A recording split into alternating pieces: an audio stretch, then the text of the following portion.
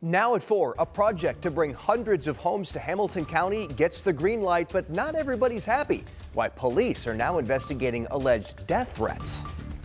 And as we look upstream, you can see the winter storm warnings up. Some snow on the way for us. We'll have the timeline, how much to expect in the forecast.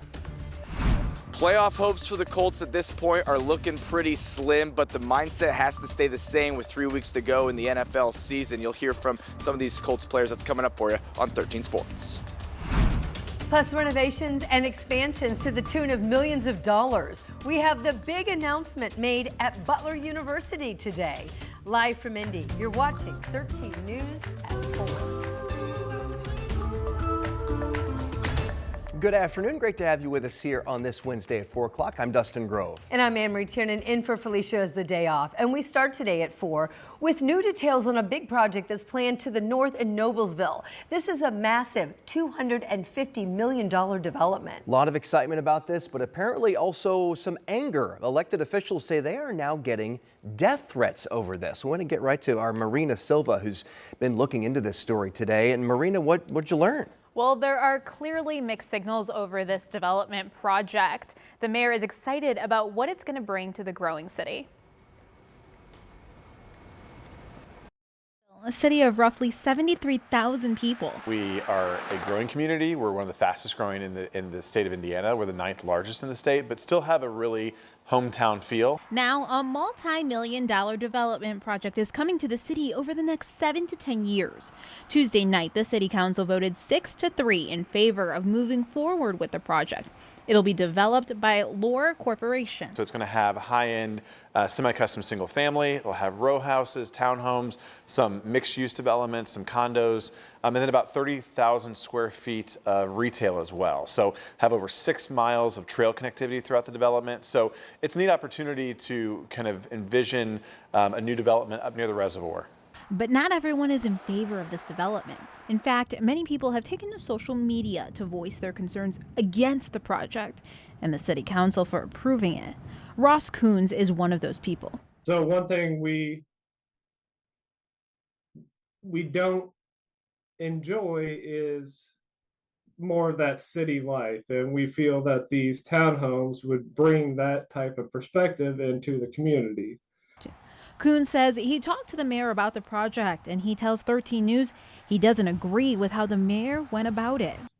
You had a chance to set yourself up for a win-win solution, and you kind of dropped the ball in the leadership on at least getting input from the community of what we would like. The mayor told me some elected officials even got death threats, something both Mayor Jensen and Coons says not acceptable. We live in a society where we welcome public discourse. We welcome disagreement. If the mayor and council are not getting the perspective of the people, then, you know, the next election, share your voice.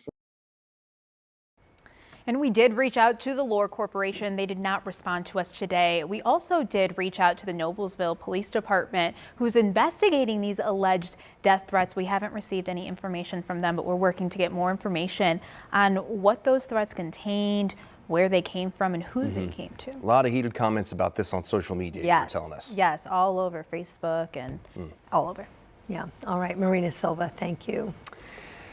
Earlier today, for the first time in 15 years, the state of Indiana carried out the death penalty. Joseph Corkran was executed at 12:44 this morning at the state prison up in Michigan City. His last words were, quote, "Not really, let's get this over with."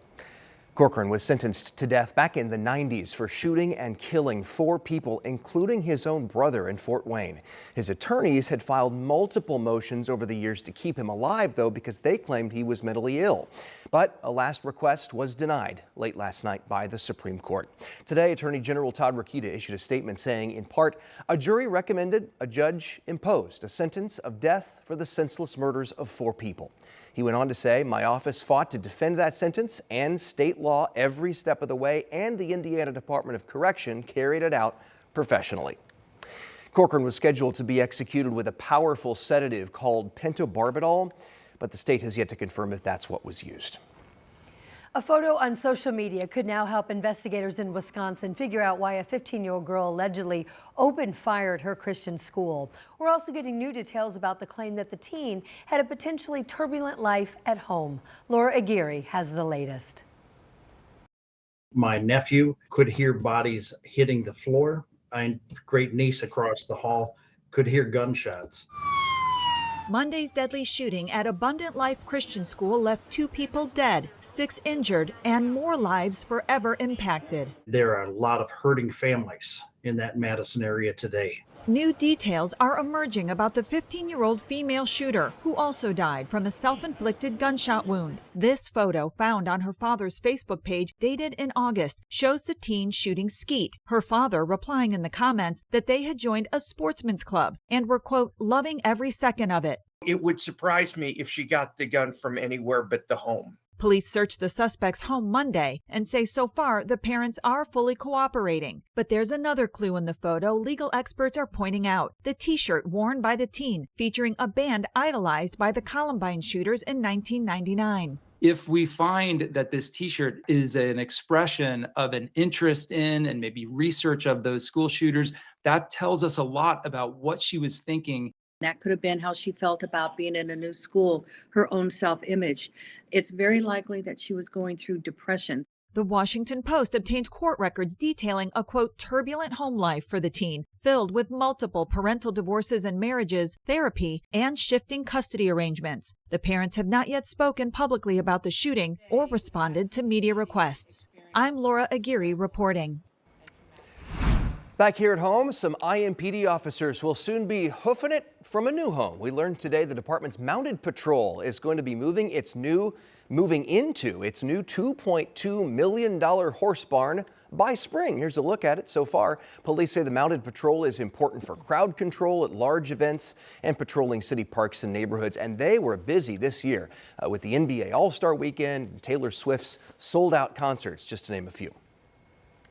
Our goal is to partner with them and partner with some of our other local organizations to provide those resources, not only to the youth, but to their families. Some of the things that they talked about was mental health, mentoring.